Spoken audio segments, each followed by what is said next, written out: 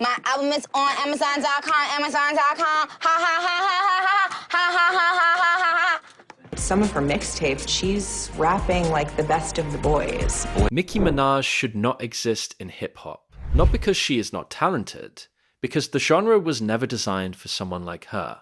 For decades, rap was a boys' club. The charts were dominated by men. The record labels were run by men. The culture was shaped by men, and every woman who tried to break through was told the same thing. There is only room for one of you at a time. But somehow, a girl from Trinidad who grew up watching her father try to burn her house down became the best-selling female rapper of all time. Over 100 million records sold, more Billboard Hot 100 entries than any female rapper in history. So how did a girl from a broken home in the Caribbean fight her way to the top of the most male-dominated genre in music? If you love stories about people who refuse to be told their place, subscribe right now because we break down the wildest success stories every single week. Behind the scenes, Nicki Minaj's rise was not built on luck or timing. It was built on alter egos she created to survive her childhood.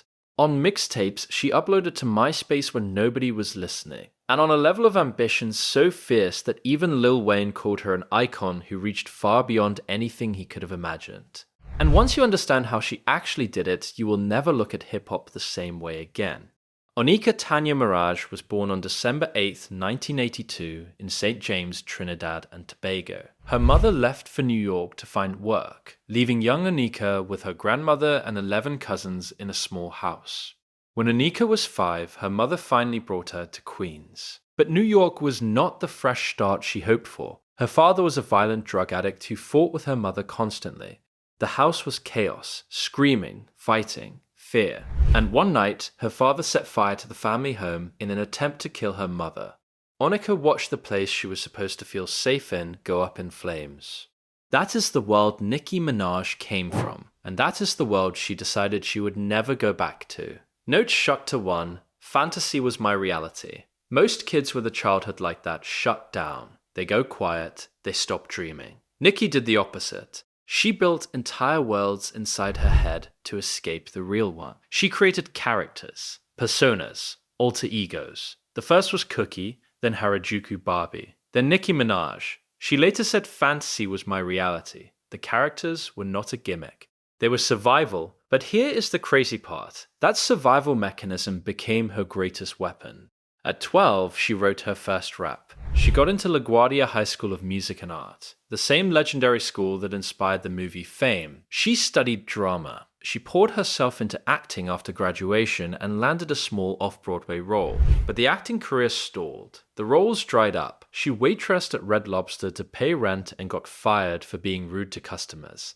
She took backup singing gigs for local New York rappers just to stay close to the music industry. And this is where things get strange. While working dead-end jobs, Nicki started uploading her own songs to MySpace. Raw, unpolished, aggressive tracks that showed a completely different kind of female rapper. She was not trying to be just sexy and nothing else. She was spitting bars with speed, wit, and technical aggression that rivaled the men in the game. A manager named Fendi from Dirty Money Entertainment found her page, listened to what she had, and signed her immediately. That connection eventually led her straight to Lil Wayne, and that single meeting changed the entire trajectory of hip-hop. Chapter 2: The Takeover. Between 2007 and 2009, Nicki released 3 mixtapes: Playtime Is Over, Sucker Free, Beam Me Up Scotty, each one louder, sharper, and more undeniable than the last.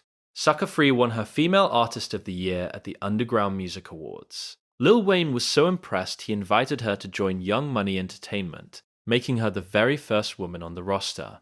But what happened next shocked the entire industry. In November 2010, Nicki dropped Pink Friday. Her debut album opened with the largest sales week for a female rap album in the 21st century. It topped the Billboard 200. The single Superbass became a monster hit after Taylor Swift posted a video of herself rapping along to it. The song went octuple platinum. Nicki became the first female solo artist to have 7 songs simultaneously charting on the Billboard Hot 100. But she did not stop there. She went somewhere no female rapper had gone before.